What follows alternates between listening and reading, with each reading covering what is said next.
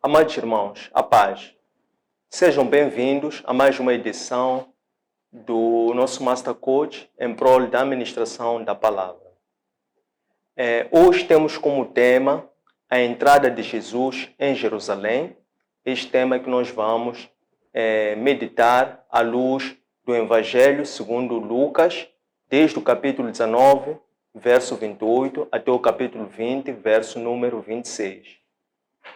Através destas sessões de ministração da palavra, são momentos em que nós nos encontramos periodicamente para que, por intermédio deste programa de discipulado, possamos partilhar o maná como uma forma de confraternização para assegurar uma edificação mútua da igreja, pois a palavra do Senhor exorta-nos a que nós devamos nos ajustar uns aos outros, para que nós devemos nos suportar uns aos outros, como todos fazendo parte de um material de construção de um edifício espiritual que está em constante aperfeiçoamento. Então, nós elegemos este momento para que possamos, através da partilha da palavra, possa haver uma edificação mútua e um crescimento também coletivo da Igreja de Cristo. Constitui nossos objetivos por via destes programas de ministração da palavra. Apresentamos a terceira pessoa da Trindade, que é também Deus, pois existe um único Deus que representa-se por três pessoas. Então, é por intermédio do Espírito Santo, que foi a promessa do próprio Cristo, que ele assegurou que nós não ficaríamos órfãos. Seria este que iria nos conduzir por toda a verdade. E até quando nós não tivéssemos o que orar, o que clamar, o que referir, este também iria nos ensinar gemidos inexprimíveis, para que assim nós possássemos verdadeiramente louvar, exaltar e adorar eternamente o Senhor como uma forma de celebração da Páscoa. A Páscoa enquanto uma celebração da libertação futura, onde nós, enquanto reino de sacerdotes, estaremos eternamente a louvar e a glorificar ao Senhor, que é o Senhor que exerce a sua soberania no trono da graça, tendo ele agora adquirido os plenos poderes, após ter dado a sua vida por si, voluntariamente, e este que também adquiriu é o único que tem a vida em si. Portanto, sendo o Senhor da misericórdia, é este que, por intermédio do Espírito Santo, o Espírito Santo é um intercessor até Cristo, e por sua vez o Cristo é um mediador entre Deus e a humanidade. Constitui também segundos e terceiros objetivos, designadamente desenvolver a prática de meditação contínua nas Escrituras Sagradas, para que possamos compreender aquilo que é a vontade do Senhor, aquilo que é o plano de Deus, e também, simultaneamente, que é o desenvolver a prática da oração diária e contínua como uma forma de estabelecermos uma relação íntima com o Senhor. Então, vamos entrar para a sessão 2. O tema que vamos meditar hoje é a entrada de Jesus em Jerusalém. O Evangelho segundo Lucas é um dos 4 evangelhos. E este é um dos 3 evangelhos sinóticos, a par do Evangelho segundo Mateus, Evangelho segundo Marcos. São considerados sinóticos porque eles são próximos ou similares na estrutura, bem como na narrativa, que esses evangelhos apresentam a Cristo ou expressam, expõem aquilo que é o ministério terreno de Cristo. Então, antes de nós, com profundidade, estudarmos esse tema, vamos recordar o que nós tratamos na última sessão. Na última, nós meditamos no Evangelho segundo Marcos. O tema que nós vimos na altura foi uma das idas de Cristo a Jerusalém, mas era para ir celebrar, portanto, uma celebração litúrgica na altura que era uma Páscoa. É verdade que esta altura também é uma Páscoa, mas esta é a quarta e a última ida de Cristo a Jerusalém, neste momento. Na última aula nós falamos no terceiro momento que Cristo foi a Jerusalém para celebrar uma Páscoa. E lá nós vimos, quer desde o momento que ele chegou, ele se preocupou em transmitir os últimos ensinamentos. Ele se preocupou em formar, em treinar, em desenvolver os seus discípulos. Então, ele, enquanto caminhava, na última sessão que nós vimos, enquanto ele caminhava a cumprir o seu périplo na terceira ida a Jerusalém, ele teve vários momentos em que, por intermédio de recursos pedagógicos, como a parábola, ele transmitiu aos seus discípulos profundos ensinamentos. Um deles foi com relação à questão sobre o divórcio, que foi colocado pelos fariseus. A segunda questão foi a ver com os requisitos para herdar o reino dos céus, esta que tinha sido inquirida por parte de um jovem rico. Então, foi sobre isto que nós estivemos a ver e a tratar na última sessão. Então, vamos agora, com celeridade e profundidade, olhar para este tema. Este tema nós vamos dividir em 5 partes. A primeira parte, dizemos, humildade de Messias. Aqui nós iremos compreender de que forma é que Messias fez-se humilde, fez-se pequeno, tal como ele, de forma recorrente, dizia os discípulos quando ensinava, sejam como essas crianças.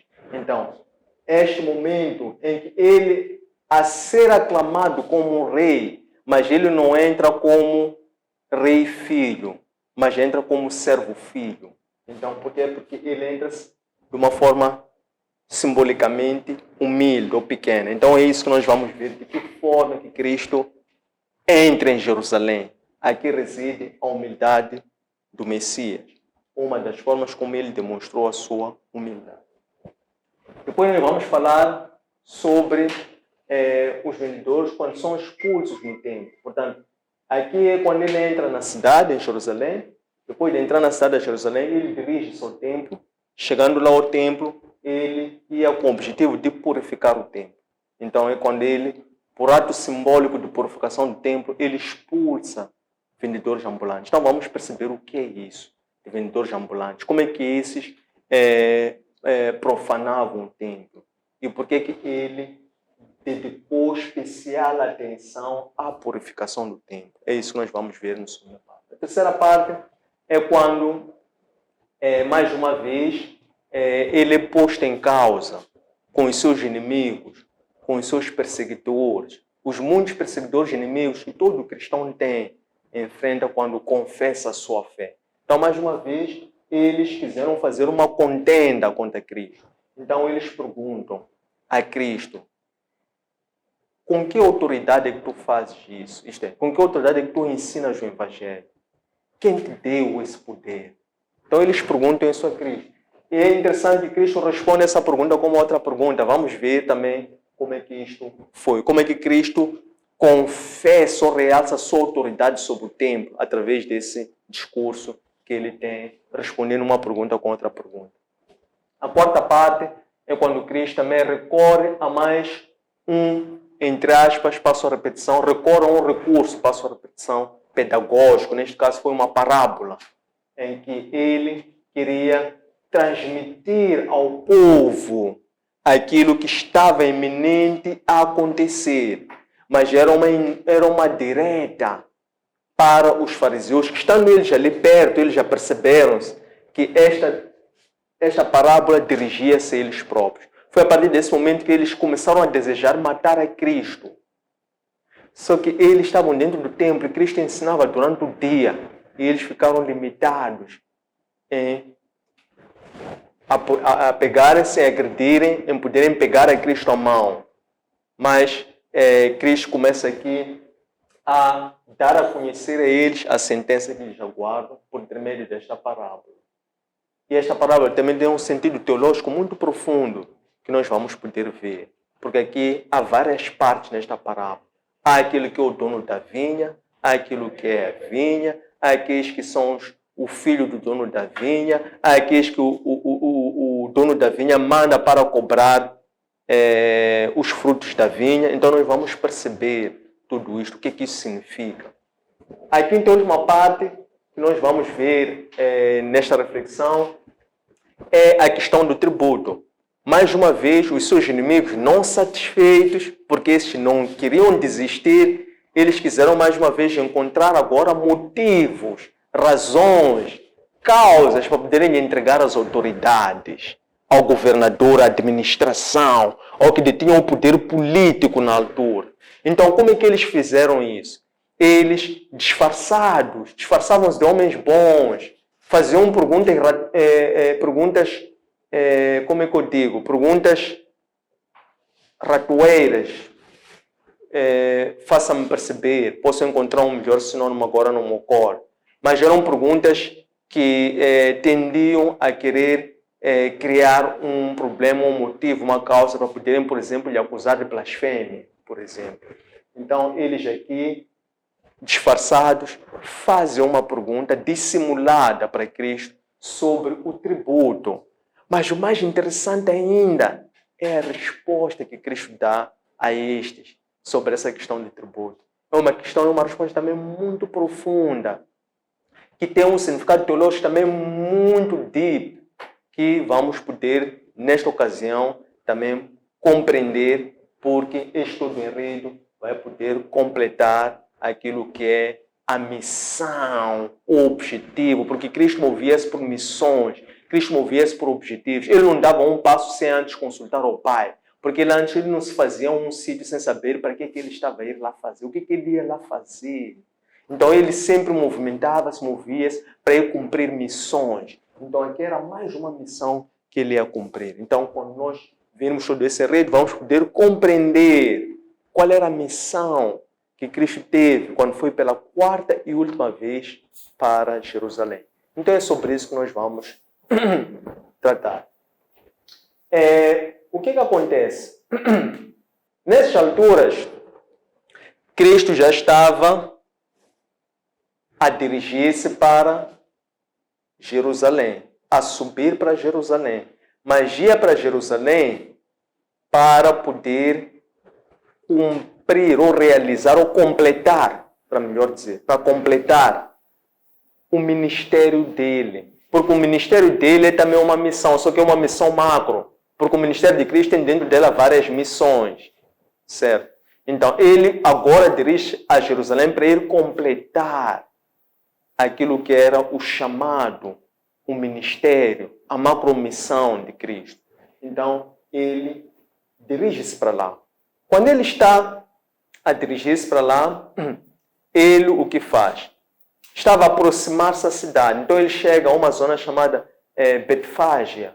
Isso ficava a cerca de 3 quilômetros de Jerusalém. Estava perto, estava próximo ao Monte das Oliveiras. Então, ele vendo que já estava muito próximo à cidade, para cumprir uma missão que nem sequer os discípulos sabiam. Ele somente tinha dito aos discípulos que o Filho do Homem iria ser entregue pelos fariseus aos gentios e depois ele iria morrer e ressuscitar por 3 dias. Ele já vinha dizendo isso por várias vezes aos seus discípulos.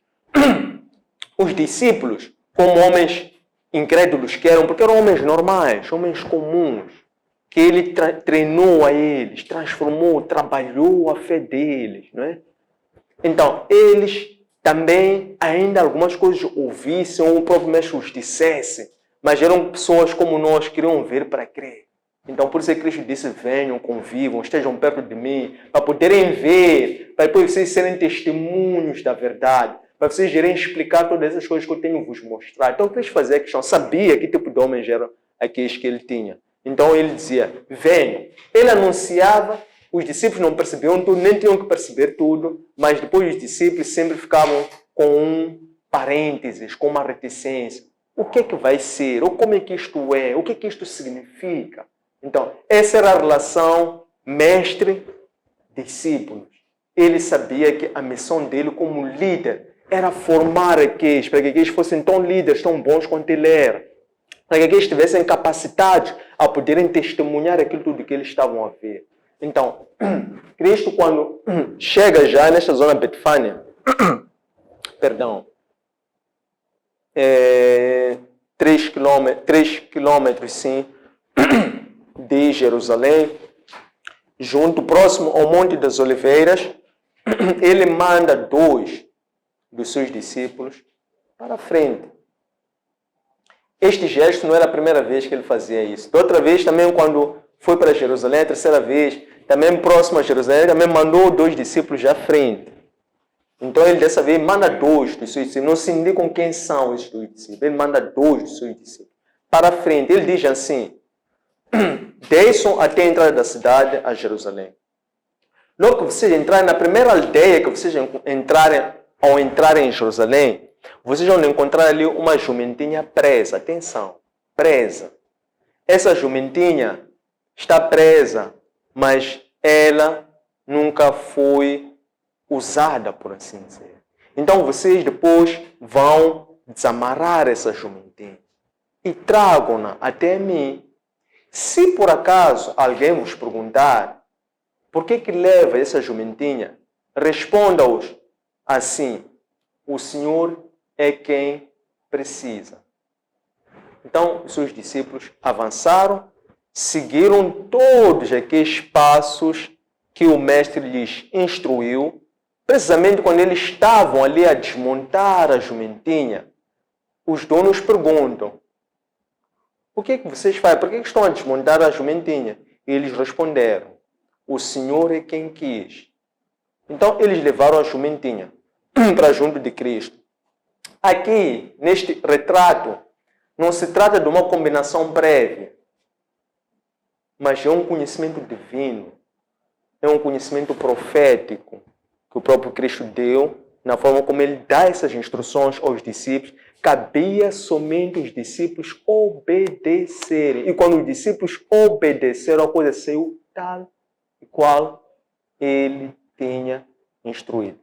É uma passagem muito profunda. Vamos perceber tudo assim passo a passo. Em seguida, levam a jumenta até junto a ele, os seus discípulos. Quando eles levam a jumenta até Cristo, ele ainda estava à espera deles lá junto ao Monte das Oliveiras. Então ele, de seguida, põe capas sobre o chão e ajudam Cristo a subir a jumenta para ele montar a jumenta. Aqui vale lembrar uma passagem, 1 de Reis, capítulo 1, versículo 18, em que aqui nós vemos a forma como o rei Salomão é revestido de poder por instruções do seu próprio pai Davi, que diz: leve a minha própria mula para o meu filho montar, para ele ser aclamado como rei. É este paralelo. Então, os discípulos ajudam Cristo, ele sobe, monta a jumentinha. Depois dele montar a jumentinha, então, eles começam a caminhar. Quando estão a caminhar, chegam já num ponto ali no Monte das Oliveiras, encontram uma descida. Então, quando chegam ali naquela descida, chegam naquele plano inclinado para já entrarem em Jerusalém, os discípulos de Cristo começam a tirar as próprias capas deles para o chão. Esse gesto significa o quê? Honra, louvor, respeito, consideração e reverência para ele enquanto um rei. E eles, enquanto tiravam as capas para o chão, eles começam a louvar alegremente. Louvam, mas com muita alegria. Porque eles, quando estavam a louvar com aquela alegria, estavam a lembrar-se os muitos milagres que tinham visto no passado. Então, era por isso que estava aquela alegria naquele louvor. Então, eles começam a entoar hinos de louvor. Começam a dizer: bendito seja o Rei que vem em nome do Senhor. Paz nos céus, glória nas alturas. Quando eles dizem isso, estavam ali próximo a eles, porque estavam a entrar já para Jerusalém. Estavam ali próximo a aqueles. Estavam quem? Estavam mais uma vez os inimigos de Cristo. Então eles, quando ouvem aqueles, ali a Escritura diz uma multidão. Certa escritura diz uma multidão. Outra aqui em Lucas diz que são os discípulos, não é? Que eles começam a louvar alegremente. Então, aqueles, os inimigos, por inveja, viram-se para Cristo. Eles também infiltraram-se no meio daquela multidão e dizem para Cristo: Mestre, repreenda os teus discípulos. Aqui é preciso perceber que aqui era uma maquinação. Quando diz repreenda os seus discípulos, é no sentido de que ele não merece aquela honra. Quem são aqueles discípulos para lhe aclamarem como um rei? Segundo, chamam-lhe de mestre, mas são inimigos dele. O mais interessante aqui é ver qual foi a resposta que Cristo deu quando eles dizem isso. Mestre, repreenda os teus discípulos. Cristo diz: em verdade vos digo, ainda que eu lhes mande calar, as pedras gritarão. Depois dele dizer isso, ele já entra para um momento em que ele já propriamente já está em Jerusalém. Estando ele em Jerusalém, ele olha para a cidade de relance. Cristo, quando olha para a cidade, é aquele olhar que ele fez aquele jovem rico e avarento. Porque Cristo vê os mistérios que estão por detrás da pessoa, da coisa. Ele vê muito além. Então, ele olhou de relance para aquela cidade. Quando ele olha de relance para aquela cidade, ele começa a trazer uma revelação que era o cumprimento de uma profecia em Jeremias número 6.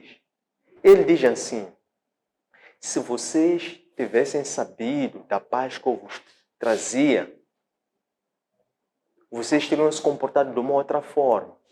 Mas agora, infelizmente, vocês já não podem, porque vocês estão cegos. Jerusalém estava cega espiritualmente falando. Então ele continua dizendo que onde vir a chegar o momento em breve, verão os vossos inimigos, onde vos cercar. Depois de vos cercarem, vão vos destruir. E todos vocês, incluindo os vossos filhos, que estiverem dentro deles, serão esmagados sobre o solo. E não vai sobrar pedra sobre pedra. Cristo diz assim. O que isso significa? Significa o seguinte, que os próprios habitantes de Jerusalém, por causa do orgulho e da cegueira espiritual, eles sequer reconheciam que precisavam de se arrepender e também, para além do arrependimento, de também serem perdoados pelos pecados que eles têm. O que isso significa? Significa aceitar ou acolher a Cristo. Então, eles não tiveram a humildade de reconhecer que eles estavam cegos espiritualmente. Eles não receberam nem João Batista, nem Cristo. Ambos foram rejeitados. Então, é Cristo a chorar. Quer dizer, Cristo a ter uma manifestação humana, porque ele vestiu a veste humana, ele fez-se frágil. Ele tirou todas as forças que ele tinha, todos os plenos poderes, fez-se frágil, até o ponto de chorar. Mas Cristo, quando chorava, ele estava a chorar por aquilo que haveria de acontecer naquela cidade, porque aqueles cidadãos nem sequer poderiam compreender. Não reconheciam o que viviam naquele momento presente, que requeria arrependimento e perdão pelos pecados, tão pouco poderiam entender o que ia acontecer no futuro. Aquilo aludia ao que iria acontecer 37 anos depois da morte de Cristo, no ano 70 depois de Cristo, quando Jerusalém foi destruída, quando o templo foi destruído. Por quê? Pelos romanos. Então, Cristo já estava aqui a prenunciar e a chorar essa calamidade. De seguida, depois dele ter dito isso, esta é já a humildade do Messias.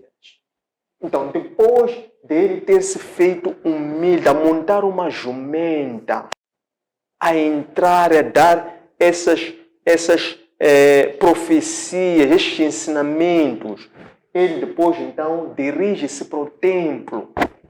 O que acontece? É que o autor do Evangelho segundo Lucas, ele dá a entender claramente que o objetivo principal da ida de Cristo a Jerusalém, nesta quarta e última vez, era ir ao templo.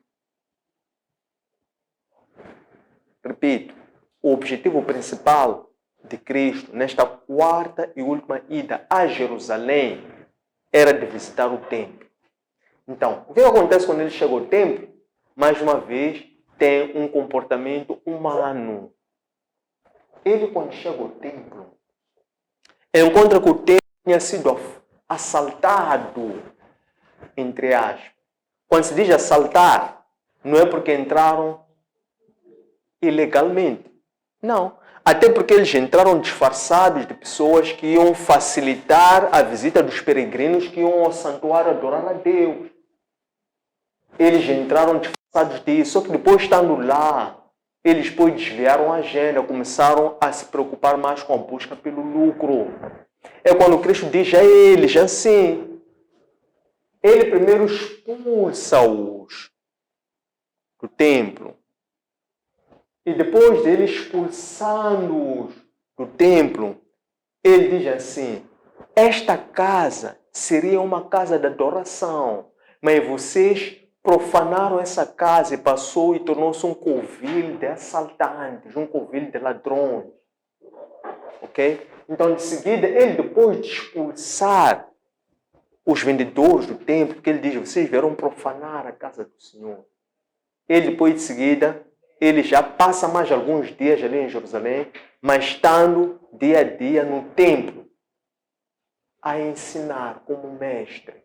A ensinar a quem? Ao povo.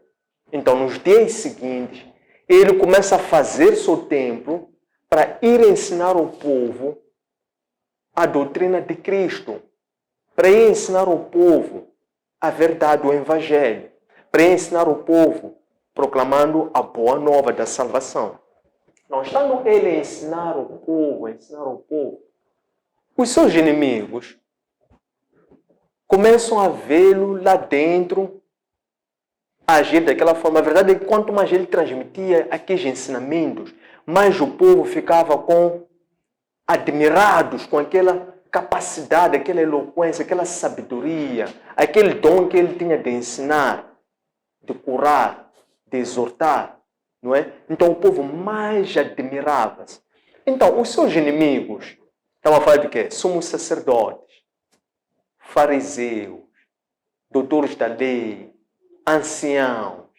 Eles começam já a observar de longe, começam a ver que, Cristo já está no templo a ensinar. Então o que eles fazem? Eles entendem questionar a Cristo. Então, eles aproximam-se e perguntam a ele, com que autoridade é que tu fazes isso? Isso que é ensinar no templo. Quem? Primeiro pergunta com que autoridade, depois pergunta quem é que te concedeu tal poder. É uma pergunta que eles fazem a Cristo. Cristo vira-se para eles. Cristo percebeu o que eles queriam alegar e onde é que eles queriam chegar.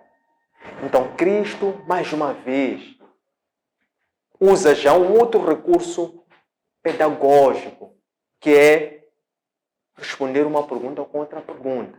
Vocês podem perguntar, até que ponto é que isto é pedagógico? É que muitas das vezes, você quando responde uma pessoa com uma pergunta, você está a ajudar aquela pessoa a pensar. Porque às vezes as respostas estão dentro de nós. As respostas não estão fora de nós.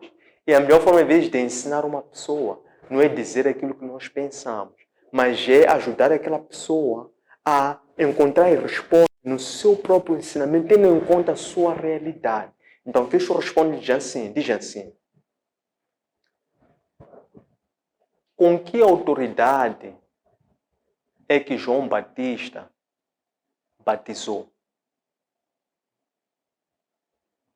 Com o poder dos céus ou com o poder dos homens?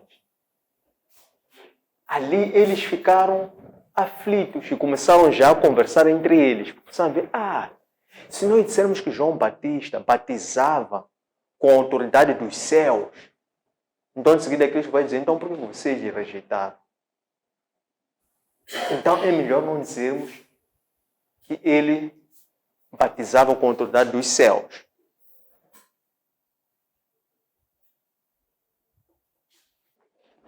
De seguida, restava a segunda opção. Ele dizia, então, será que vamos dizer que João Batista batizava com a autoridade ou o poder dos homens, dada pelos homens?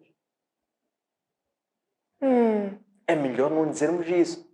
Porque se nós dissermos isso, o povo considera João Batista um profeta. Se nós dissermos que era com a autoridade dos homens, o povo ainda nos apedreja. Então o que eles decidem fazer? Dizem, então vamos calar. Então eles disseram, não temos resposta. Então Cristo disse, então também, eu não vos digo com que autoridade é que eu ensino, ministro. Esta resposta de Cristo era uma confirmação, era Cristo a reiterar, a salientar que ele tinha autoridade sobre o tempo. Foi a forma como ele desmontou qualquer tentativa que queriam ali colocar para pôr em causa a autoridade. Se ele responder, mas ele ajudou eles a encontrar a resposta. Era uma forma de ele esclarecer e afirmar em posição de autoridade. Que a autoridade que ele tinha era uma autoridade soberana. Porque, na verdade, quem tinha autoridade sobre o templo era ele. E aquele era um dos sinais sobre a igreja. O que ali significava?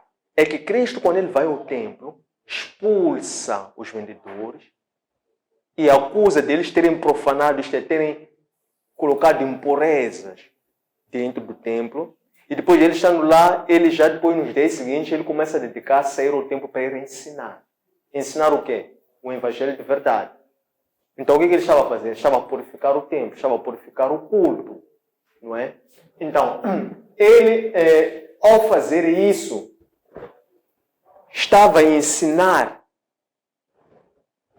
aos discípulos sobre qual era a disposição da igreja. Ele estava a anunciar a igreja. É por isso que, após a ida dele, os discípulos também mantiveram-se unidos. E lá houve a descida do Espírito Santo, houve o início da igreja.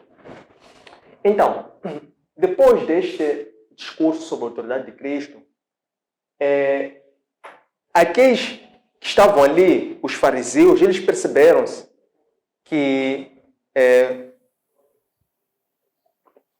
Cristo já era um pesadelo, isto é, já era um inimigo a abater.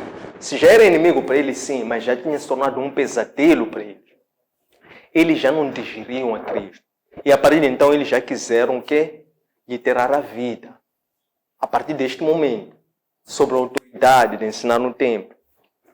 De seguida a isto, então Cristo, a ensinar ao povo, ensina-lhes uma parábola. E diz-lhe assim, eu vou vos contar uma parábola, que é conhecida a parábola da vinha e dos vinhadeiros. Ele diz assim, existia um homem que era dono de uma vinha. E esse homem depois ausenta-se por muito tempo. E depois dele ter se ausentado por muito tempo, ele envia um servo seu. Vou refazer porque houve uma parte que é preciso perceber. Havia um homem que tinha edificado ou plantado uma vinha muito grande. E depois ele teve uma necessidade de se ausentar por muito tempo. Então o que ele fez? Para não deixar a vinha abandonada, certo? Ele arrenda essa vinha para vinhateiros, são produtores de vinho, que era para eles poderem cultivar o quê? Cultivar aquela vinha, para que a vinha não ficasse estéril, para que ficasse a produzir, enquanto ele se ausentava por muito tempo. Ele estando lá fora ausente durante muito tempo, ele mandou um servo seu para ir ter com os vinhateiros. O servo, quando chega aos vinhateiros, que era para ir pedir, para ir cobrar parte da produção da vinha como um tributo, os vinhateiros o que fizeram? Pegaram naquele servo, açoitaram-no e mandaram-lhe embora com as mãos vazias. Aquele servo volta para o Senhor. O Senhor o que faz? Manda um segundo servo, com o mesmo recado, com o mesmo objetivo. Quando ele chega lá, os vinhateiros, o que fizeram? Ao verem aquele servo, eles também deixaram-lhe com mãos vazias, açoitaram-lhe mais uma vez, expulsaram-lhe dali da vinha. O dono da vinha manda mais pela terceira vez um outro servo para ir lá cobrar. Quando esse terceiro servo chega lá, os vinhateiros, eles mais uma vez pegam naquele homem, açoitam aquele homem, põem-lhe para fora da vinha. O dono da vinha mais uma vez começa a ver, estes homens, estes vinhateiros, se eles estão a agir assim, melhor eu mandar o meu filho muito amado. Quem sabe, se for o meu filho muito amado, eles vão respeitar. Então, o dono da vinha manda o seu filho muito amado. Os vinhateiros, ao aperceberem de longe que agora quem está a vir é o filho do dono da vinha, então o que nós vamos fazer? Seu filho muito amado, é o filho único. Então vamos matar esse filho aqui. Se nós matarmos esse filho, então essa vinha já fica sem o quê? Sem herdeiro. Nós vamos automaticamente o quê? Herdar essa vinha. O que eles fizeram? Fizeram isso. Mataram o filho do dono da vinha.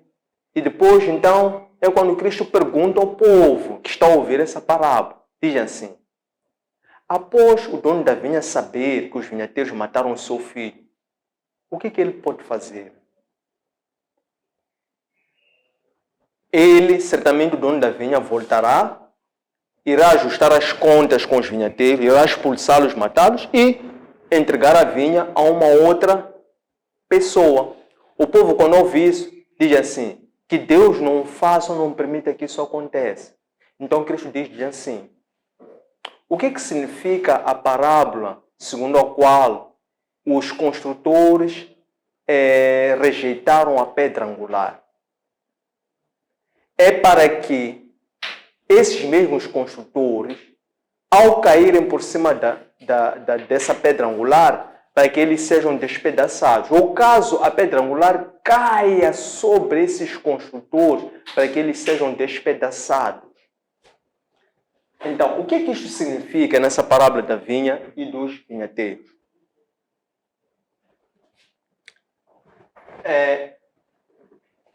Na parábola da vinha e dos vinhateiros, nós temos vários intervenientes. Não vamos agora entrar para significado, porque isso vamos cortar na discussão. Mas primeiro, tem o dono da vinha. Depois, tem o fato do dono da vinha ter se ausentado por muito tempo. Terceiro fato é os vinhateiros, são aqueles que o dono da vinha tinha confiado para que eles ficassem a produzir, a explorar a vinha, para que a vinha não ficasse estéril, para que a vinha produzisse o quê? Vinho. E ele, sendo dono da vinha, por isso é que ele mandou os seus servos para irem buscar uma porção daquilo que era produzido lá na vinha. Então ele primeiro manda servos, são os outros elementos que temos nessa parábola, e também temos como outro elemento o filho muito amado do dono da vinha. Então, quando Cristo conta esta parábola, os fariseus, eles perceberam que Cristo aqui estava a falar deles próprios. Eles perceberam que Cristo estava a falar dos sumos sacerdotes, dos fariseus, dos escribas.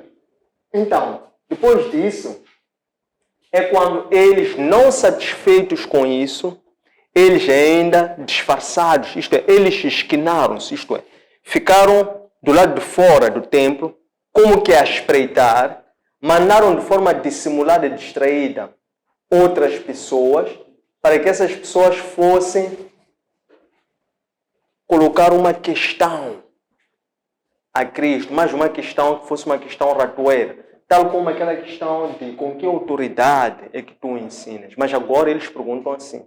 E quem vai perguntar era um dos membros do Sinédrio. Eles perguntam se é Cristo.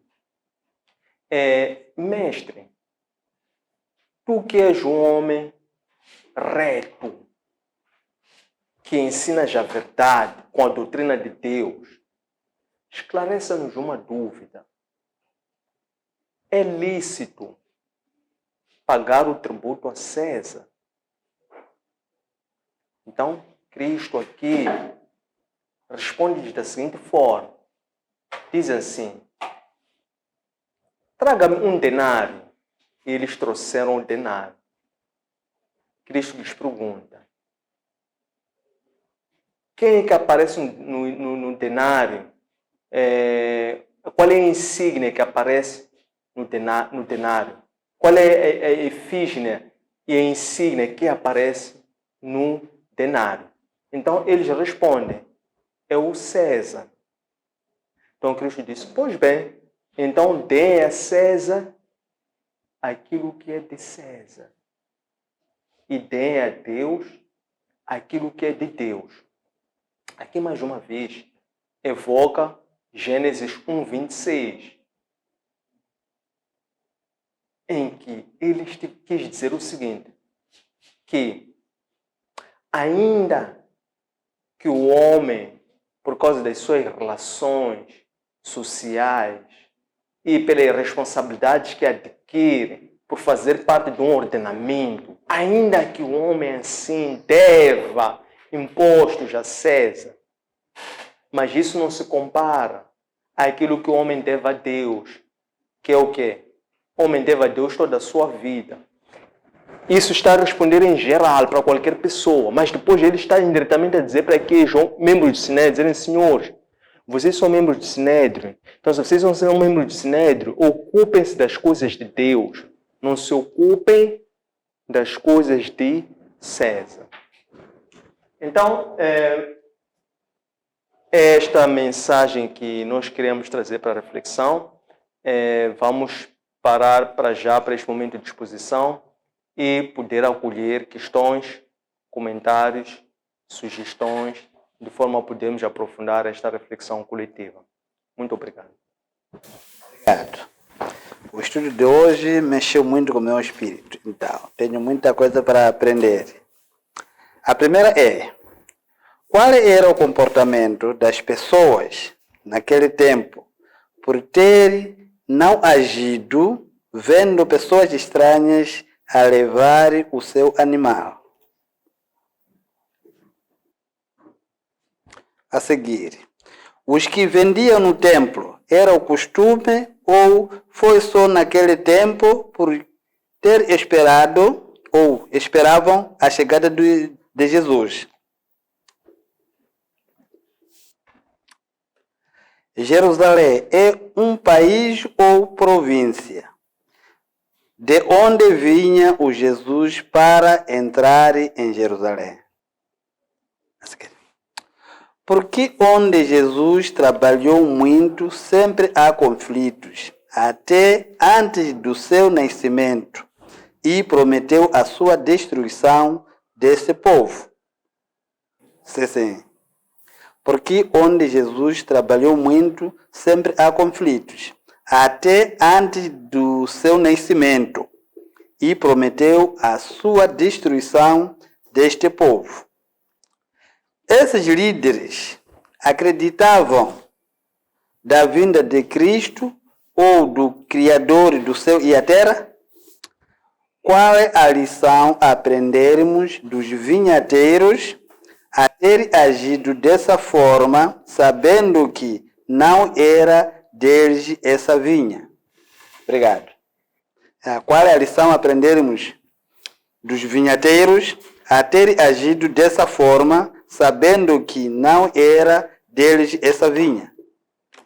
Obrigado. Irmãos, Sim, eu tenho uma questão para o dia de hoje. Gostaria de saber que relação podemos estabelecer entre os mandados pelo dono da vinha e nós. Dizia boa noite. Bom, eu aqui tenho algumas perguntas, um total de 6. E tenho muitas dúvidas. E hoje estamos a falar da entrada de Jesus. A entrada de Jesus em Jerusalém foi uma entrada triunfal. E algumas perguntas estão relacionadas a essa cidade, que é Jerusalém, como também em relação ao tema que o coach nos trouxe hoje. Bom, a minha primeira pergunta é mesmo em relação ao tema de hoje. Qual é a mensagem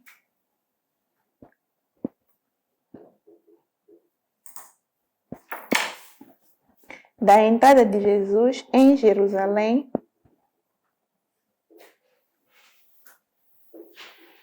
montado em um burrinho ou jumentinho?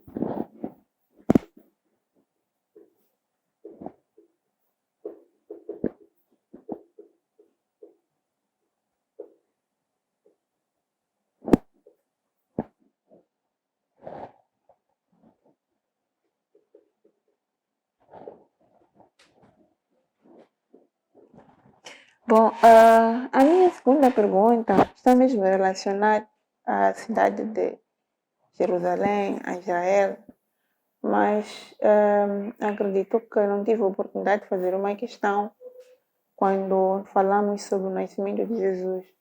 Mas hoje tenho uma dúvida devido a vários acontecimentos que estão a suceder naquela região. Por que Deus escolheu Israel para o nascimento de Jesus? Bom, a terceira pergunta tem a ver com a Nova Jerusalém. A Nova Jerusalém está descrita no livro de Apocalipse, onde falam da Cidade Santa, né? Bom, eu queria compreender o que significa a Nova Jerusalém, a Cidade Santa do livro do Apocalipse. Eu sei que não é isto que estamos a tratar na aula de hoje, mas como estamos a falar de Jerusalém e entrada de Jesus, acredito que seja uma pergunta pertinente. Bom, a quarta pergunta ainda tem a ver com Jerusalém. Bom, Jerusalém, eu já tenho ouvido por aí que é uma cidade que é o relógio de Deus, né? E eu queria compreender por que Jerusalém é considerada o relógio de Deus, ou é chamada do relógio profético, sim, relógio profético de Deus. Não vou fazer 6, vou fazer 5 perguntas, a outra acho que o senhor Paulo já fez lá em cima, mas Jesus entrou em Jerusalém, acredito que ele passou mensagens, né, de forma a purificar a cidade de Jerusalém. Gostaria de compreender o tipo de limpeza que o Senhor Jesus fez em Jerusalém para ensinar às pessoas o Evangelho. Sendo assim, creio que ele foi a Jerusalém para deixar as pessoas com mentes purificadas. Mas, aliás, entretanto, os judeus não olham para Jesus Cristo como o único Messias. Queria compreender por que, sendo que ele foi a Jerusalém para fazer uma limpeza e deixar as pessoas com as mentes limpas, por que os judeus continuam a negar a Cristo como o único Messias? Estimados irmãos, saudações. Muitas das questões que tinha, os colegas já adiantaram. Portanto, vou passar estas que não constaram no seu leque ou grupo de dúvidas. A primeira destas é como é que hoje podemos atirar as nossas capas diante do Senhor por forma a honrar.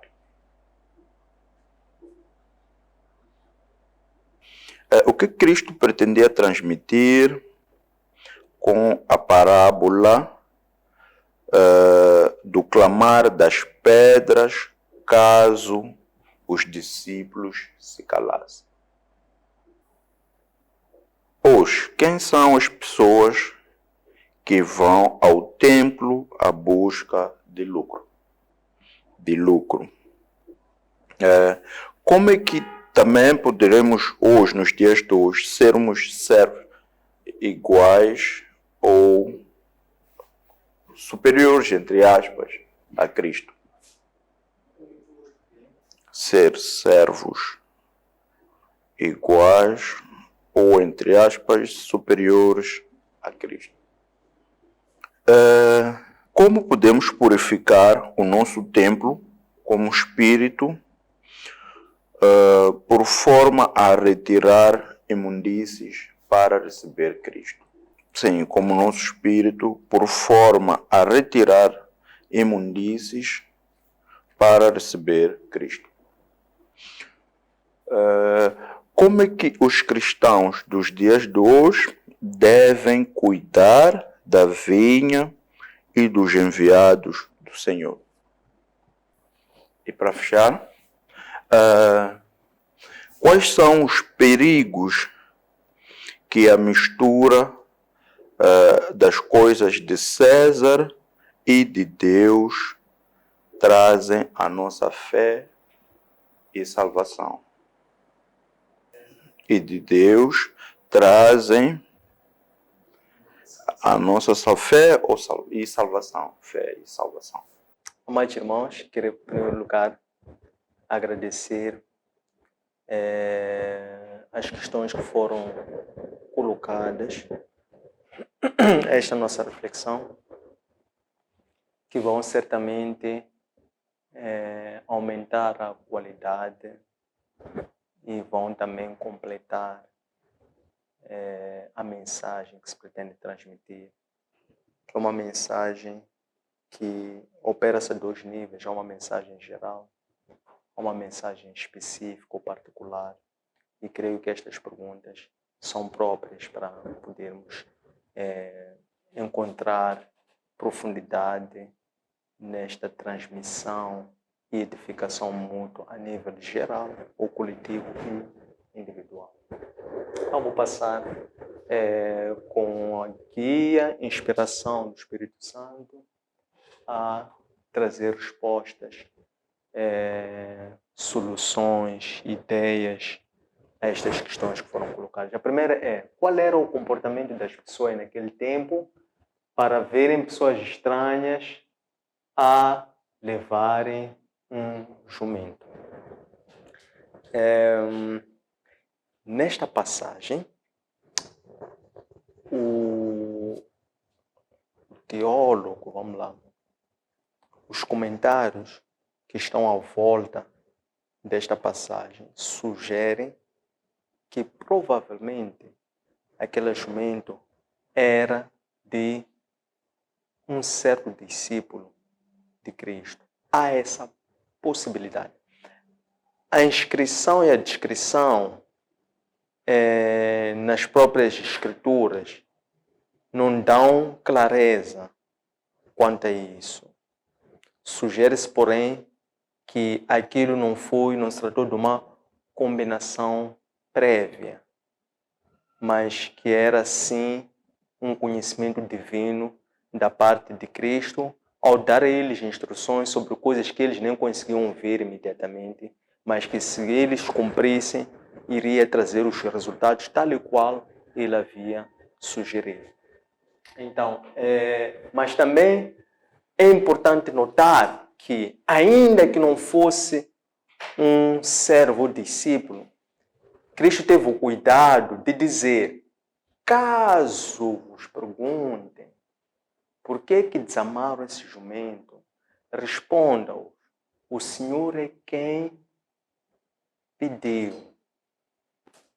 Então, aqui havia, e realmente o dono da jumenta apareceu e perguntou e questionou, e os discípulos responderam tal e qual Cristo havia lhes instruído.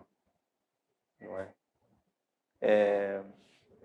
Então, este comportamento o que é? É um comportamento de obediência. Obediência primeiro de quem? Da parte dos discípulos, que compreenderam e seguiram à risca o que o mestre tinha lhes transmitido, não é? E obediência também da parte, porque se a obediência começa a se desencadear, a operar de nós, que ouvimos a palavra e a cumprimos, então essa desobediência vai criar o quê? Uma conspiração para que as coisas também cooperem a nosso favor. Razão pela qual também os outros, ao perguntarem, obterem a resposta, que foi uma resposta tal e qual nós tínhamos sido instruídos, são os discípulos, também fez com que os outros também cooperassem. É isto que se pretende transmitir. Este é o entendimento que nós podemos ter. 2. Os que vendiam no templo faziam por costume ou foi propositadamente por causa da ida de Cristo ao templo? Estes não estavam lá, eventualmente estivessem porque era a época da Páscoa. Então eles sabiam que naquela época o santuário recebia muitos visitantes. Eles aproximando-se, eram com intenção, alegadamente, de quererem facilitar a vida dos peregrinos que, estando fazendo-se lá para poderem celebrar aquela liturgia, caso tivessem uma certa necessidade, porque vinham dos mais diversos cantos para Jerusalém. E, sem querer antecipar uma das perguntas, Jerusalém sendo uma das cidades dentro do território que é Israel, então eles vinham dos mais diversos províncias, naquele caso designavam-se tribos, não é? E nós sabemos que eram 12 tribos ao todo. Então provinham dos mais diversos origens, e eles já corriam até lá. Então estes seguidores, não é porque eles iam por causa da chegada de Cristo, ou da ida de Cristo àquele templo, ou porque aquela seria a circunstância pela qual Cristo iria usar como modelo para poder denunciar a profanação do templo. Não foi algo circunstanciado. É que aquela era mesmo uma prática. Então Cristo, aludendo a este comportamento dos vendedores, ele estava a transmitir uma mensagem profética e teológica para aqueles que cuidavam da coisa sagrada, para todo o ecossistema que fazia parte do local da adoração e do santuário. Era esta mensagem que Cristo queria transmitir. Quando ele simbolicamente expulsa os vendedores, ele estava a transmitir uma mensagem profética. Não só os vendedores, mas jamais outras pessoas. Outras pessoas que participavam, que faziam parte dos cuidados com o templo. Número 3. Jerusalém é um país ou província. De onde vinha Jesus para entrar em Jerusalém? Então, como nós vimos, Jerusalém fazia parte. Jerusalém era uma cidade, estava dentro da tribo de Judá. Judá, mais outras 11 tribos, todas elas compunham um único país, que é Israel. Então, Cristo, quando vai a Jerusalém, nesta quarta vez, vinha de Cafarnaum. Então, estava a fazer a última ida, a quarta e última ida para Jerusalém. Aqui, neste momento, que era para ir cumprir ou completar o ministério terreno. Quando dizemos o ministério, estamos a dizer o quê? A missão que trouxe Cristo aqui à face da terra. Então, ele nesta cavalgada, esta subida a Jerusalém, era para cumprir o seu ministério. 4. Por onde Jesus trabalhou, sempre há conflitos, até antes do seu nascimento. E prometeu, vou reformular. Por que onde Jesus trabalhou, sempre há conflito, até antes do seu nascimento, e prometeu a destruição deste povo? Onde Jesus trabalhou, pressuponho que se refere ao templo. Porque onde Jesus trabalhou, há conflito e prometeu a destruição daquele povo. Não está muito clara para mim a questão, confesso agora, mas vamos lá trazer aqui um entendimento. O que acontece? Nós o que queremos dizer com esta passagem é que o objetivo principal da ida de Cristo a Jerusalém era para ir visitar o templo. Esse aqui era o motivo principal de Cristo nesta quarta e última ida a Jerusalém. Então disse que esta ida a Jerusalém houve 3 principais momentos. O primeiro momento é a entrada à cidade, que foi a entrada de uma forma humilde. O segundo momento é quando ele chora ao olhar a cidade. E o terceiro principal evento é quando ele visita o templo. Nesta mensagem que nós estamos aqui a querer transmitir. Então, se nós entendemos assim que onde houve conflito foi o templo, isto é, pelo fato dele encontrar o templo profanado, quando ele diz, o templo seria uma casa de adoração ao Senhor, entretanto vocês converteram num covil de ladrões. Houve este conflito que resultou, por causa da forma inapropriada pela qual aqueles que deveriam cuidar do templo estavam a fazê-lo.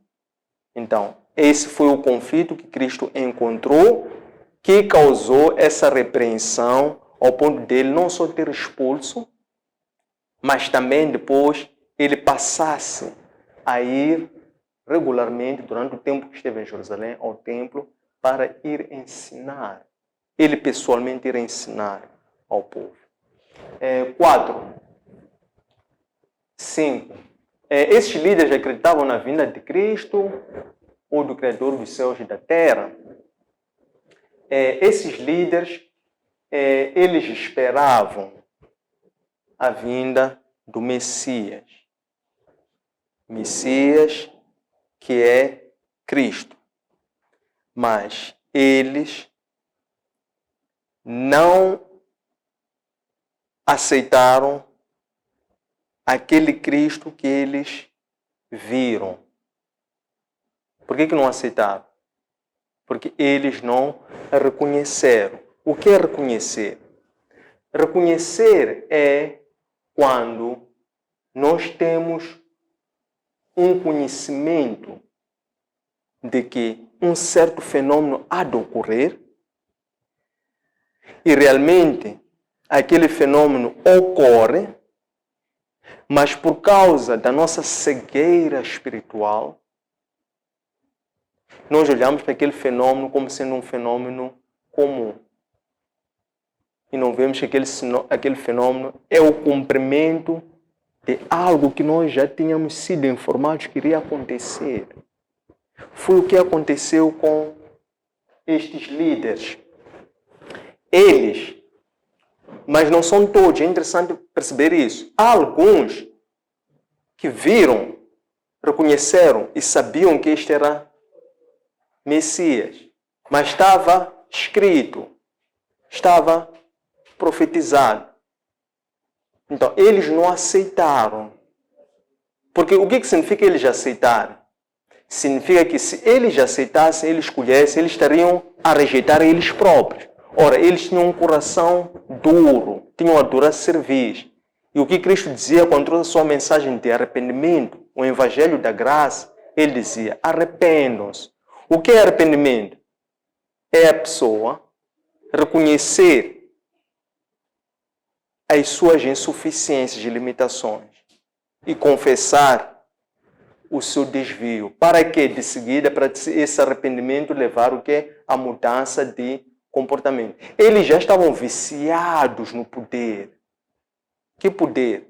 De terem lugares de destaque, de terem honras, de terem glórias, de terem privilégios.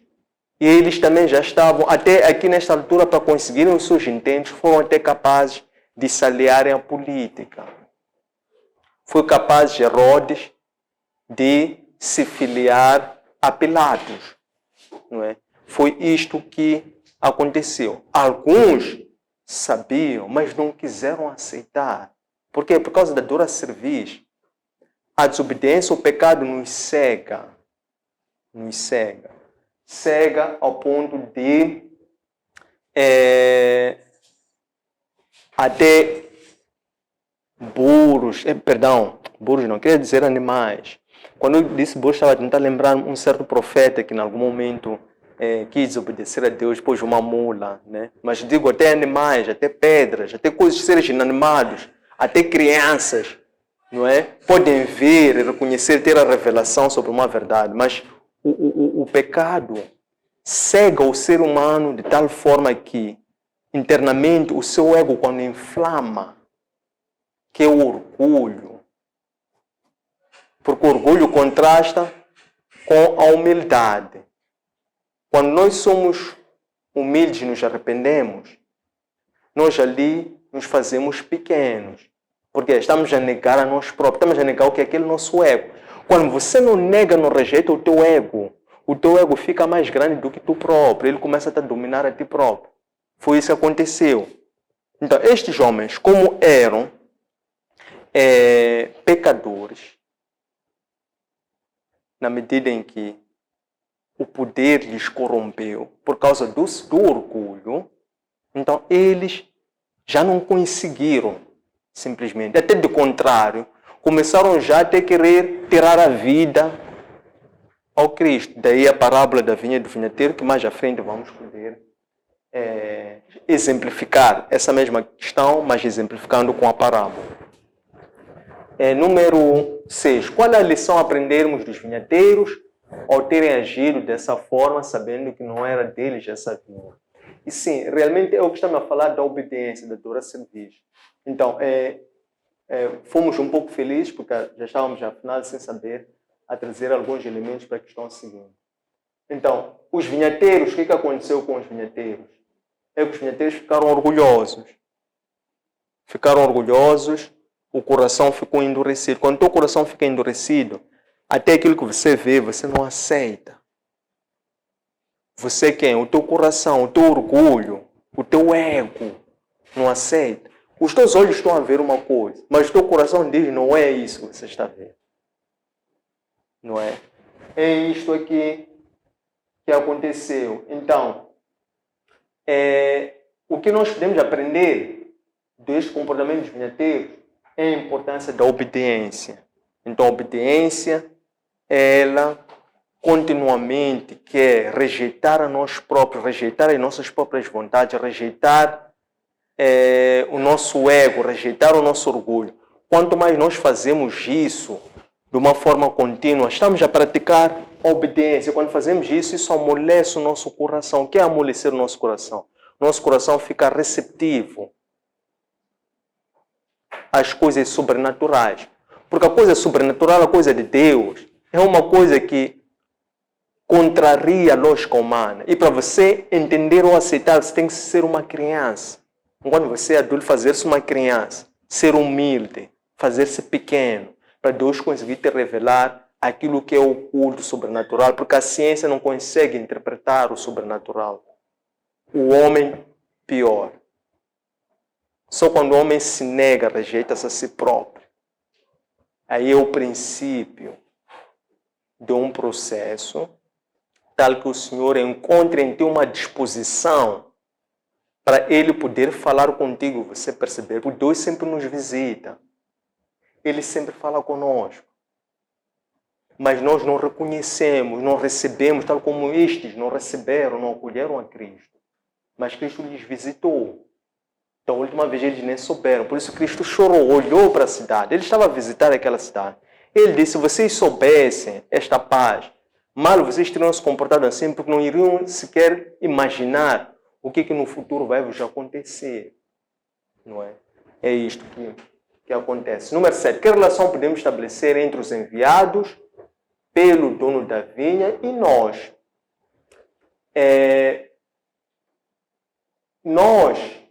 Nós quem? Os cristãos. Que cristãos? Aqueles que confessam e praticam a doutrina. Esses são os servos que são enviados para os vinhateiros e os vinhateiros, de uma forma recorrente, rejeitam. Naquele caso, eles o que faziam? Açoitavam e não davam a vinha. Era uma forma de assustar. Então são o quê? São as tribulações, são as tentações, são as guerras, são os conflitos. Né? Então toda essa agressividade, porque o mundo não nos recebe com passividade. Nós somos inimigos do mundo. Não é? Por essa razão, o mundo fica hostil. E nessa sua hostilidade, vai sempre querer afugentar, afastar. Por quê? Porque há aquele princípio primordial da espiritualidade que diz que não há uma convivência entre a luz e as trevas. Então, um incomoda o outro. Não há convivência entre essas duas partes. O trigo e o joio, foi interessante essa parábola, porque os discípulos disseram, devemos cortar o joio em meio ao trigo. Cristo disse, não façam isso. Porque vocês quererem cortar o joio em meio ao trigo, vão confundir joio com trigo. E vão até cortar trigo a pensar que é joio. Deixem crescer juntos. Porque eles quando crescem juntos, quando ficam grandes, é o princípio do que é de separação luz. Você é de ver o que é trigo, o que é joio. Fica claro. Não é? Então, é isto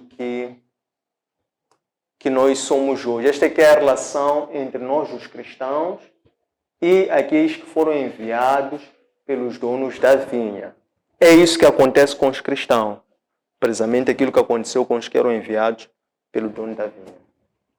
Número 8. Qual é a mensagem de entrada de Jesus em Jerusalém, montado em um jumentinho? O que acontece? Aqui, Cristo entra em Jerusalém e é aclamado pelos discípulos como sendo um rei. E realmente, o rei Davi, o rei Salomão, quando é empossado, ele também ia montar a mula do próprio pai. O que Cristo faz? Cristo aqui, ele entra em Jerusalém, montando uma simples jumentinha, porque ele não queria ser aclamado como um rei. Quem falou que ele era rei foram os discípulos. Não foi ele que se apresentou como um rei. Ele apresentou-se ao mundo como um servo fiel. Por essa razão é que ele montou uma jumentinha. 9. Por que Deus escolheu Israel para o nascimento de Jesus? Israel foi... isso nós encontramos esta fundamentação nas alianças. A aliança abraâmica era uma aliança que apontava a Cristo. Por isso é que o autor do Evangelho segundo Mateus descreve Cristo na sua abertura como sendo filho de Abraão, filho de Davi também. Então, o que acontece? É que na aliança que Deus faz com Abraão, dizendo que nele todas as famílias seriam abençoadas. Então, Deus estava com Abraão a estabelecer um caminho pelo qual ele ia fazer chegar a salvação a toda a humanidade. Mas ali mal se poderia percepcionar isso. Então, este caminho, para que este caminho não se pusesse em causa e fosse o cumprimento profético desta aliança que Deus fez com Abraão, porque quando Deus faz aliança quando envia Cristo, e Cristo traz a nova aliança, funda a nova aliança. Essa nova aliança não veio para revogar a antiga aliança. Esta antiga aliança veio para aperfeiçoar, trouxe uma nova disposição para a salvação, mas não veio revogar o povo. Por quê? Porque dentro de Jerusalém temos o que é o templo. Se Jerusalém é uma cidade, é uma tribo, é um local onde se encontram pessoas, que essas pessoas simbolicamente representam o povo de Deus. Então, esse povo, onde é que se junta para buscar a Deus? No templo. Templo que está onde? Em Jerusalém. Então, Nova Jerusalém, que é referida no livro do Apocalipse, é o novo povo de Deus, que agora não está localizada espacialmente no local físico da geografia de Jerusalém, mas são todos aqueles que acolhem e confessam a Cristo como Senhor e Salvador. Esses fazem parte da Nova Jerusalém. Esse é o que é o novo povo. Este aqui é o povo que é agora elegível à nova aliança. A nova aliança com Cristo e em Cristo. Número 11. Por que Jerusalém é chamado relógio profético de Deus? Jerusalém é chamado relógio profético de Deus por causa dos sinais. Por causa dos sinais. Há aqui vários sinais pela qual Deus estabeleceu através das Escrituras Sagradas para nós podermos interpretar o mistério da criação. Por quê? Porque Deus, ele em si, ele é um mistério. As Escrituras Sagradas também é um mistério. Mas ele deu a conhecer aos seus escolhidos os mistérios, dando a eles conhecendo, interpretando e compreendendo por revelação, como? Pelo dom do entendimento, pelo dom do discernimento. Então, aqueles que são escolhidos, são afastados, esses têm a chave para compreender os mistérios. Por isso é que Deus fala em parábolas. Por isso é que as parábolas são um mistério. Por isso que as próprias escrituras são um mistério. Então, aqui, por que Jerusalém é chamado relógio profético de Deus? Porque Jerusalém está no centro do projeto de Deus. Reparem que primeiro falou-se de Éden. Éden não era um local físico, propriamente dito. Éden é uma prefiguração do tipo de relação ideal que Deus queria ter com o homem. No caso, seria para o Éden estar dentro de nós. O Éden está dentro. Onde é que nós encontramos o Éden? Dentro de nós. Onde é que encontramos hoje a Nova Jerusalém? Dentro de nós. É a época dos verdadeiros adoradores. Aqueles que adoram em espírito. Em verdade, esses estão na Nova Jerusalém. Esses fazem parte da nova aliança.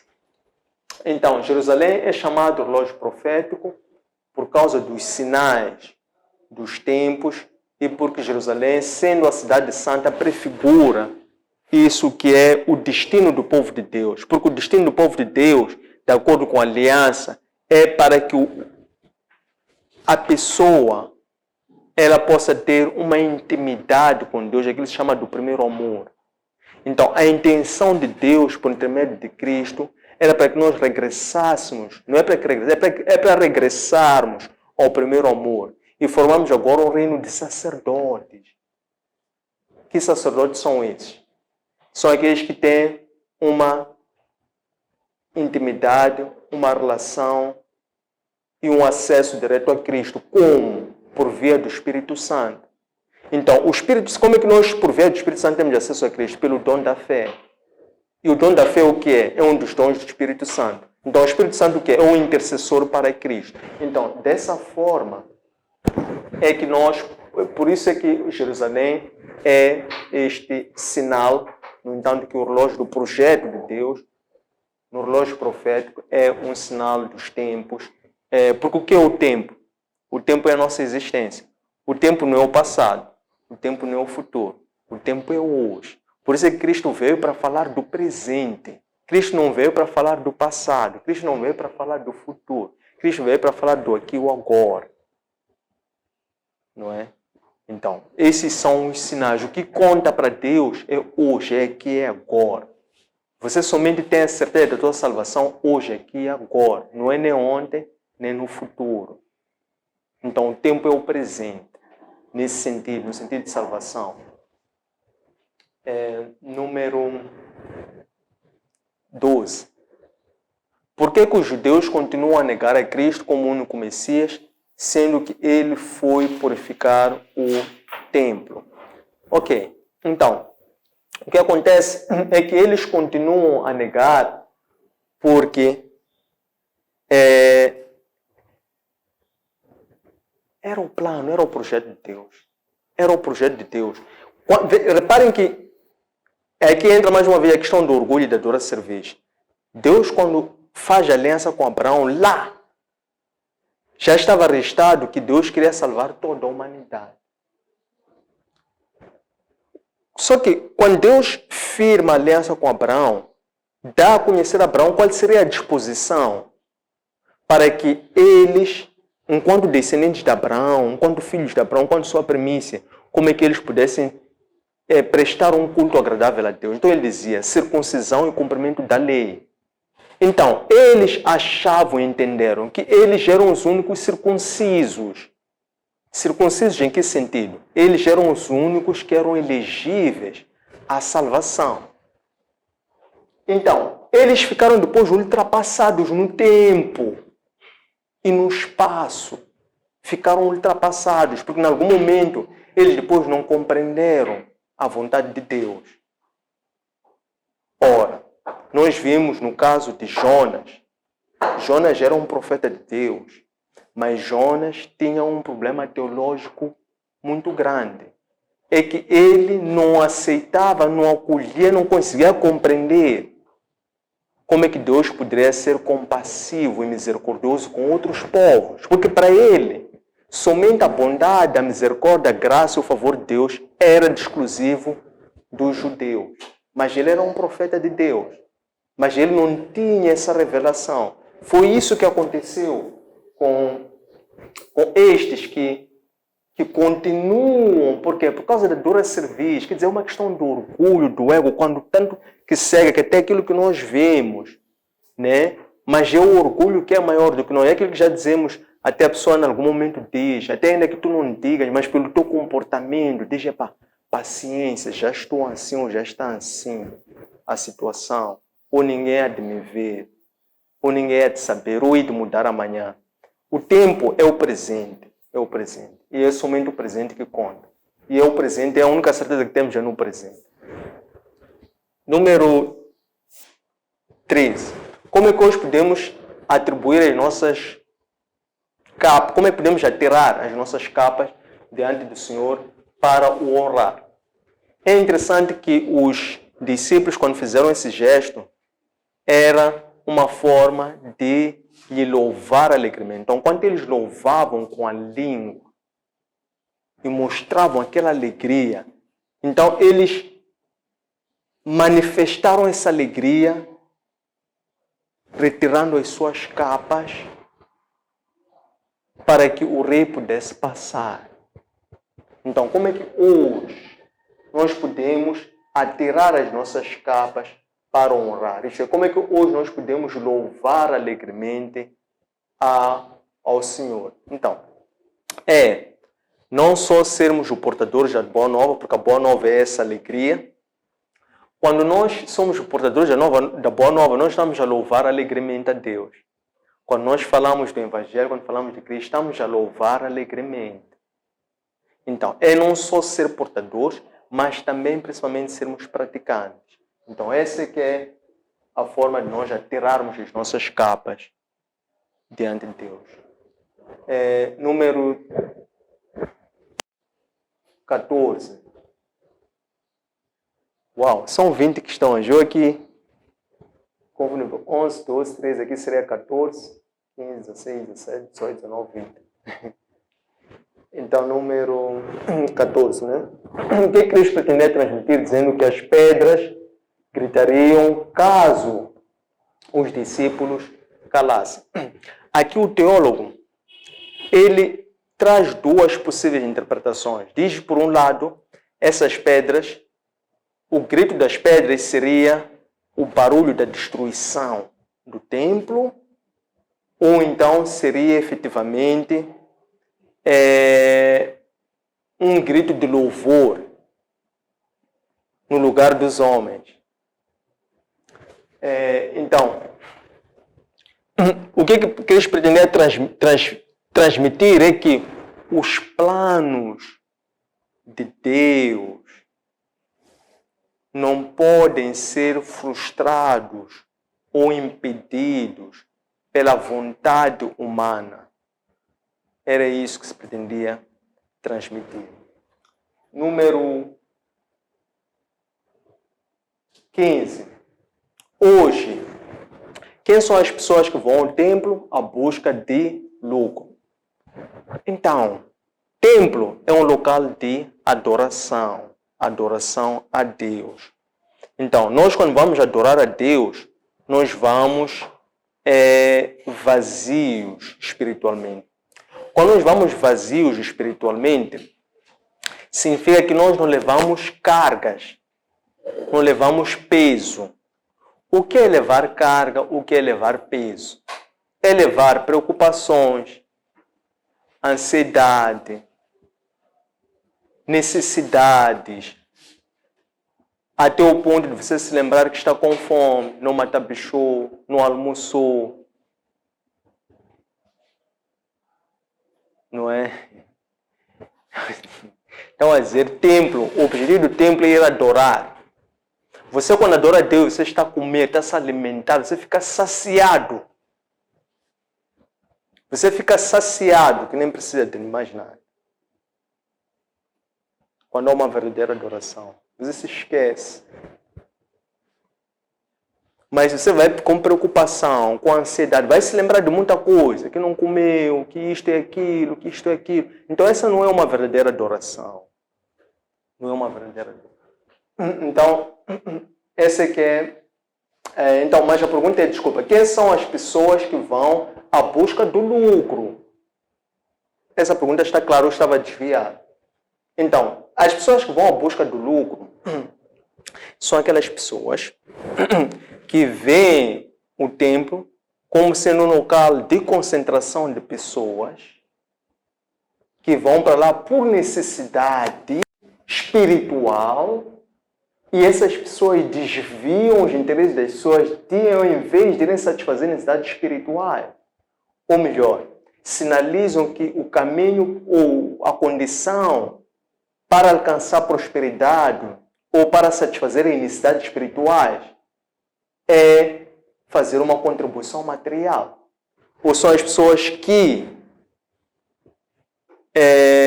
desvirtuando aquilo que é o objetivo e o verdadeiro alimento que se encontra, que é o maná, que se encontra dentro da igreja, são as bênçãos materiais. Então, quando nós distorcemos o sentido do culto, não falamos de bênçãos espirituais em zonas celestiais em Cristo, começamos a falar de bênçãos materiais. Não é? Então já estamos a inverter o sentido do que? Do culto. Estamos a inverter o que? A adoração. Então, quando nós invertemos, então quem são essas pessoas que vão ao templo à busca de lucro? São aquelas pessoas que distorcem o sentido do templo, ao invés de ser um local de busca e satisfação e alcance de prosperidade espiritual, distorcem para ser de alcance, busca de prosperidade material. Distorcem a ordem, porque Cristo diz, o Evangelho diz, buscai primeiro o reino de Deus e a sua justiça. E o resto das coisas virão por acréscimo. Então, estas pessoas que vão ao templo à busca de lucro distorcem esta ordem. Número 16. Como é que hoje podemos ser servos iguais ou superiores a Cristo? Então, a única forma de sermos servos, o que é ser servo?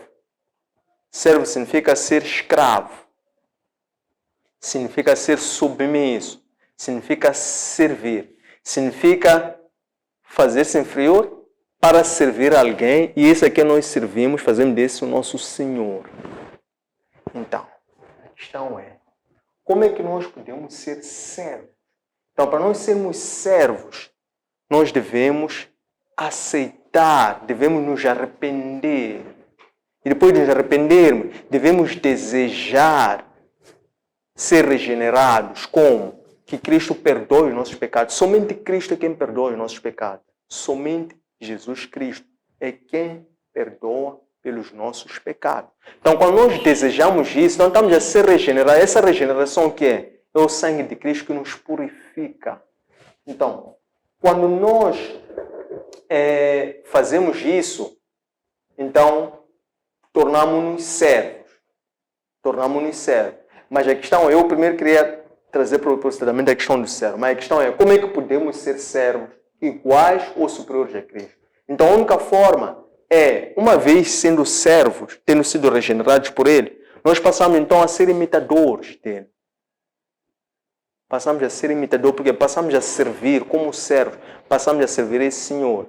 E quando nós servimos esse Senhor, quando nós servimos a Cristo, nós desenvolvemos uma relação de intimidade com Cristo. Quando você desenvolve uma relação de intimidade com alguém, vocês começam a aprender o caráter daquela pessoa.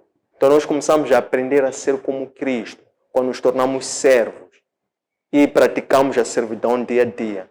Então nosso caráter é moldado, é aperfeiçoado, é ajustado. Aquilo se chama do quê? Nós somos o quê? Aperfeiçoados, nos tornamos perfeitos. Mas o que é essa perfeição se o homem não pode ser perfeito? O homem só se torna perfeito à luz da Escritura Sagrada. O homem torna-se perfeito para Deus quando é obediente à sua palavra. Nós nunca vamos ser perfeitos para o trem.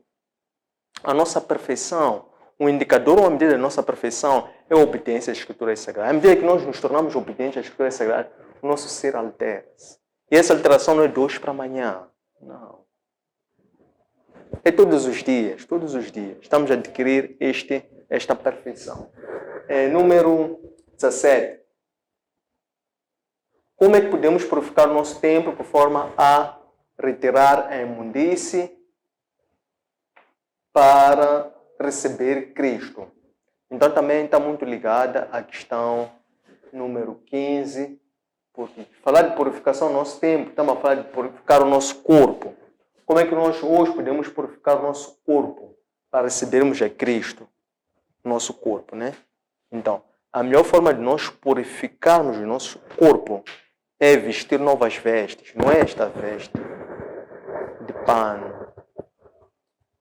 Não. Novas vestes, falamos de vestes espirituais. Então temos que adquirir novas vestes. Temos que buscar, ansiar, esforçarmos-nos, empenharmos-nos, aplicarmos com muito vigor, termos sede, termos ânsia e mostrarmos isso para Deus, que nós queremos ser batizados com o Espírito Santo. Você lutar, desejar, demonstrar que quer. Ele é quem batiza. Ele vai dar por merecer, porque Ele compensa cada um na proporção da sua fé. Então a pessoa tem que mostrar, tem que ser o quê? Diligente. Por isso é que Moisés disse, Deus quando fala para Josué, diz, o meu servo morreu. Agora, Josué, agora esforça-te, empenha-te, busque diligentemente meditar nas minhas escrituras dia e noite, sem se desviar dela nem para a direita, nem para a esquerda. Então, isso chama novas vestes, né? Quando nós queremos e desejamos as novas vestes. Então, mas ele diz assim, como é que nós podemos purificar o nosso corpo? Este corpo. É nós buscarmos as nossas vestes como? Alimento espiritual. Então, mas queremos vestir as vestes espirituais. Alimento espiritual. Oração. meditação, jejum, não é? Ação de graça, andar diligentemente. Então, esses são os novos, são os elementos, os condimentos que vão nos dar essa nova vez. A vez de um novo, de uma pessoa que nasceu de novo. Uma pessoa que nasce de novo passa a viver em espírito. Então, quando a pessoa passa a viver em espírito, passa também a alimentar-se de alimento também espiritual, que é o alimento que vai edificar o seu espírito, a sua nova natureza, que é um ser espiritual. Agora. Número 18. Como é que os cristãos dos dias de hoje devem cuidar da vinha e dos servos do Senhor? Então, nós os cristãos hoje, eu aqui entendo que refere-se àquele cristão que é o vinhateiro, né? Que é o vinhateiro, que é aquele que está a cuidar da vinha, que recebe a vinha. O que representa a vinha? A vinha representa a obra do Senhor. O que representa a vinha? A vinha representa as pessoas, a comunidade, o próximo, o irmão. Então, o que nós hoje, como cristãos, como é que nós hoje podemos cuidar da obra do Senhor? A vinha é a obra do Senhor. Como é que nós podemos cuidar da obra do Senhor e também dos servos do Senhor? Nós temos que ser vinhateiros que estão ligados à vinha, por ramos e por pureza, porque se nós formos estéreis, aquele dono da vinha deverá de cortar aquele ramo que não produz, que são os vinhateiros. Isto é, não basta nós termos a fé. Essa nossa fé tem que produzir obras, porque por via da obediência a essa nossa fé, ela vai gerar obras dignas. As novas vestes produzem obras, que é o nosso testemunho. Então, essa é a forma que nós devemos cuidar da vinha, porque quanto mais nós obedecemos, fazemos obras, testemunhamos, estamos a cuidar da obra do Senhor, não é? E também assim iremos aceitar, porque cuidar dos servos, que significa acolher os servos. Quem eram os servos? Naquela parábola, eu penso que a parábola, nós ainda não, em algum momento não deciframos a parábola, mas eu aqui referi à parábola do talento. O que eu quero dizer com isto? É que na parábola do talento disse que aquele senhor, o dono dos tesouros, das riquezas, ele distribuiu parábolas pelos seus servos, não é? A um deu 10, outro deu 5, o terceiro deu um talento. Ele depois voltou, passado muito tempo. Aquele que tinha recebido 10 talentos, quando volta ao Senhor, ele devolve 10 que tinha recebido e dá mais 10. Então, o dono dos talentos disse, fica com 10 e governa sobre 10 nações, porque isso você, o que fez? Fez por crer, usou da sua fé, produziu obras. Então, fica você com essas 10 porque você fez por merecer. Então, governa sobre 10 tribos, 10 nações, 10 povos, 10 línguas. Veio o segundo, tinha recebido 5. Trouxe outras 5. Multipliquei, que eu quero fazer obras. Multipliquei, está aqui. Ele disse, então, essas ficam contigo. Fizeste por merecer, é a tua fé. Então, governa sobre 5. O terceiro disse, eu sei que o Senhor é mau, é rigoroso, é exigente. Tira onde não tem, até é capaz de tirar onde não tem. Então, eu por medo disso. Ele, assim, esse rei desse palavreado bonito, está a querer justificar que estava com medo. Ele diz, por medo, então eu preferi enterrar. Então está aqui.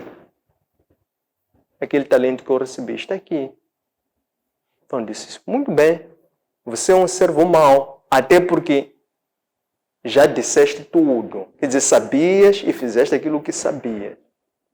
Então como assim foste um servo mau, não multiplicaste o talento? Então até de ti vou tirar, vou dar àqueles que têm. Não, dizer não, mas os outros já têm. Disse sim. Aqueles que muito têm, onde ter ainda mais. Não é? E aquele que nada tem, até há de se retirar. Tal como ele sabia, e ele disse, mas ele ainda assim teve medo, escondeu. Escondeu. Então, isso é como é que nós hoje, os cristãos, devemos cuidar da vinha. 19. Quais são os perigos que a mistura das coisas de César e de Deus trazem à nossa fé e à nossa salvação? A mensagem do fundo era quem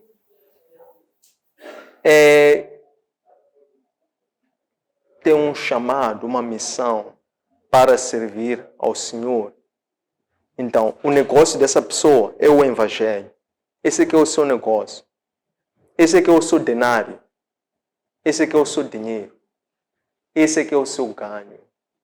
Então, membros do Sinédrio, homens do Senhor, servos de Cristo, cuidem das coisas de Deus. Então, ele estava a dizer para aqueles fariseus, membros do Sinédrio, dê a César o que é de César e a Deus o que é de Deus.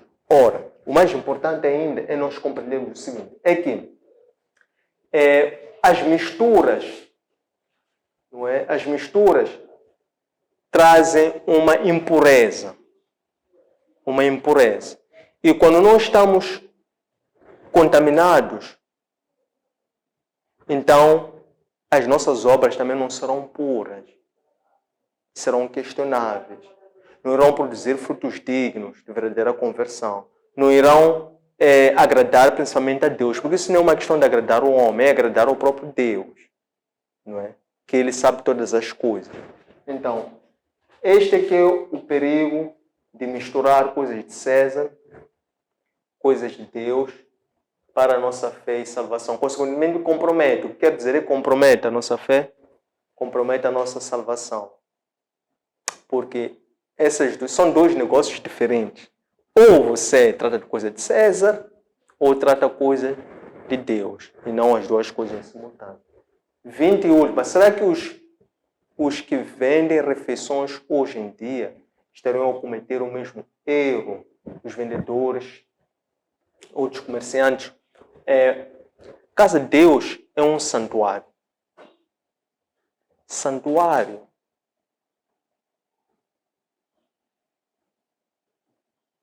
é um local sagrado, como o próprio nome diz, é santuário. Consequentemente, o santuário é um local que tem que haver um ambiente propício e adequado para as pessoas poderem entrar na presença, sentirem a presença, poderem falar com Deus e poderem também viver aquela atmosfera. Então, significa que o que é o ambiente? É um ambiente tal que, a começar pela concentração, porque o ambiente faz a concentração.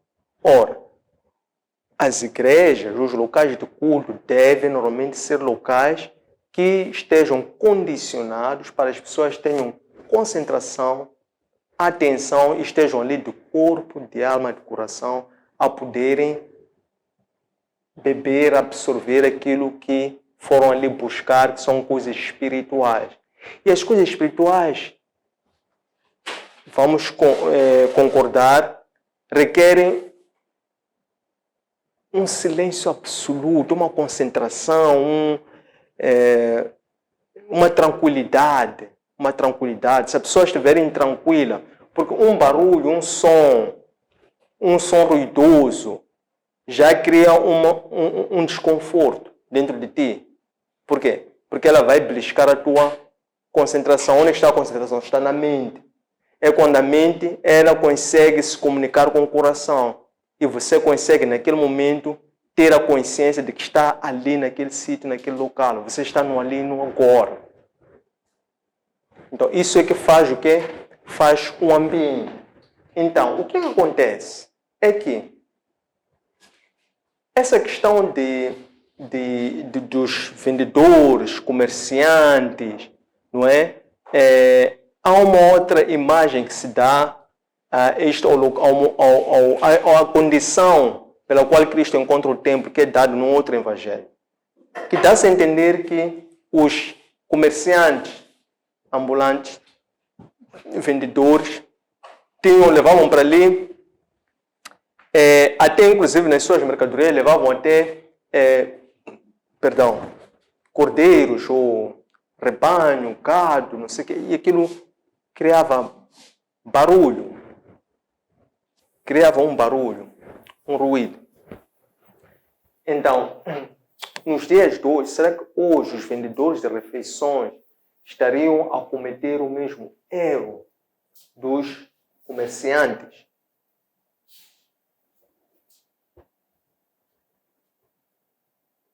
É que este erro não é dos vendedores. É daqueles que permitem que os vendedores possam vender de uma forma tal que crie perturbação. Que crie perturbação para o ambiente que aquelas pessoas precisam encontrar no santuário para poderem